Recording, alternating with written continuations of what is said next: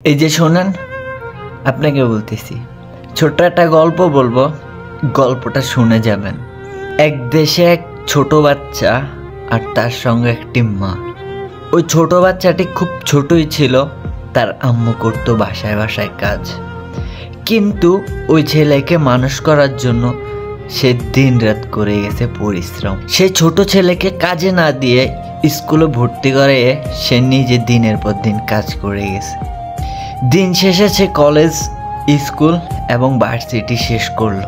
শেষ করে সে ঢাকায় খুব ভালো একটা কোম্পানিতে চাকরি পায়। আর সেই চাকরি পাওয়াতে সে ছোট্ট একটা বাসাও পায় কোম্পানি থেকে। তাকে ছোট্ট একটা বাড়ি দেওয়া হলো এবং যানবাহনের জন্য একটা গাড়ি দেওয়া হয়েছে। আর ওই ছোট্ট বাচ্চাটি তার আম্মুকে নিয়ে বেশ ভালোই সুখে ছিল। সে সুন্দর মতন চাকরি বাকরি করতেছিল। আম্মুকে নিয়ে তার বাসায় চলে আসলো। তার আম্মুকে আর কোনো কাজ করতে দেয়নি। তার এখন অনেক বড় হয়েছে, তাই তার আম্মুকে আর কাজে দেয়নি। তাই নিজের কাছে নিয়ে আসলো ঢাকা শহরে। ঢাকা শহরে অনেকদিন তার জীবনযাপন পার হয়ে গেল। হঠাৎ করে একদিন সেই ছোট্ট ছেলেটি বাসায় তার আম্মুকে বলে সে বিয়ে করবে এবং তার বসের মেয়েকে। তো তার অনুরোধ তার আম্মুর রাখে, তাকে বিয়েও দিয়ে দেয় তার বসের মেয়েকে। এবং সে সাথে তার বসের যেহেতু এত টাকা পয়সা, তার জন্য তাকে ওই ছোট্ট বাসা না রেখে তার নিজের ফ্ল্যাট বাসায় নিয়ে যায়। আর সেখানে যে তার আম্মুর স্থান হয় না, ওনার আম্মুকে বের করে দেওয়া হয় তার পুত্রবধূ। সে ঘাড় ধরে তার আম্মুকে বের করে দিয়েছে শুধুমাত্র সম্পত্তির জন্য, কারণ তার আম্মু তাদের লেভেলেই নেই। আজ সেই ছোট্ট ছেলেটি অনেক বড় হয়েছে, অনেক নামি দামি মানুষদের সাথে চলাফেরা করে, কিন্তু তার গ্রাম্য মা সেই 3 পিস পরেই যায়, তাও আবার কম দামি। এই কারণে তার পুত্রবধূ তাকে ঘাড় ধরে বের করে দেয়। অবশেষে সে ঘর থেকে বের হয়ে যায়। তার ছেলে কিছু বলে না, তার জন্য তার মুখের দিকে তাকিয়ে থেকে সে হাসি মুখে বের হয়ে যায়।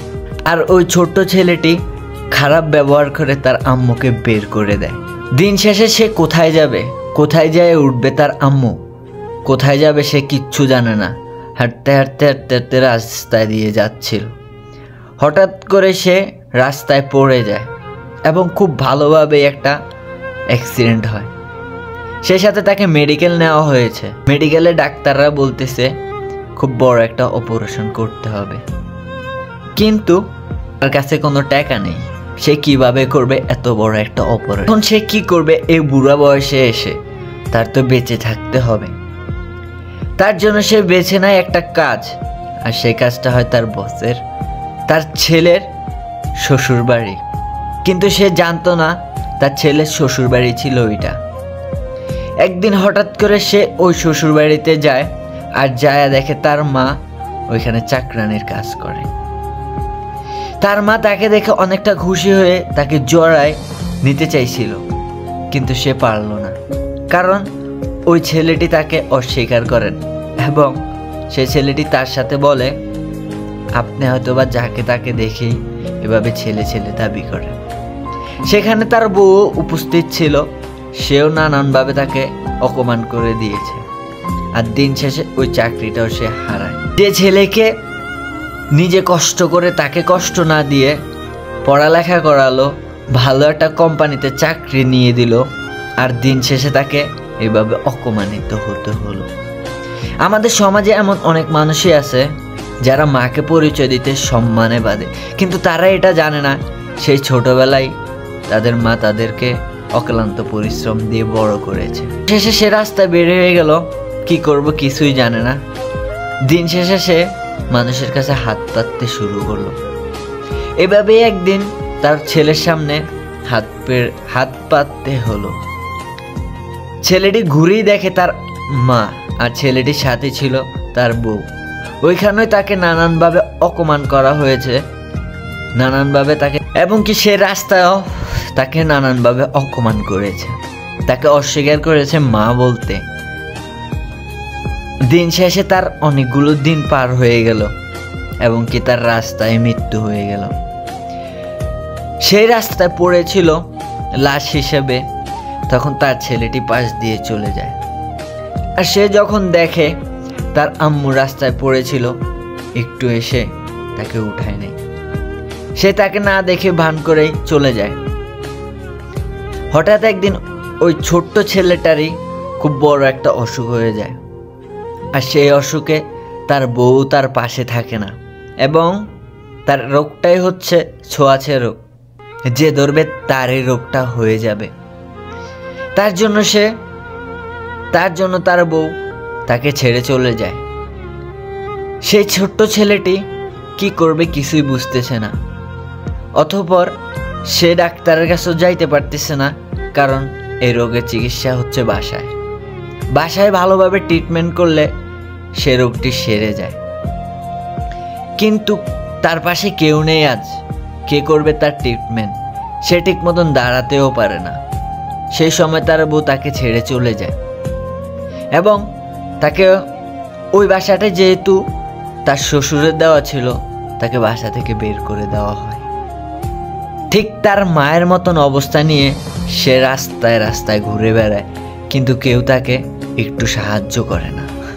যেহেতু তাকে কেউ সাহায্য করে না, বেশ কিছুদিন থেকে বেঁচে ছিল, তারপরে তার মায়ের মতনই মৃত্যুবরণ করলো রাস্তায়।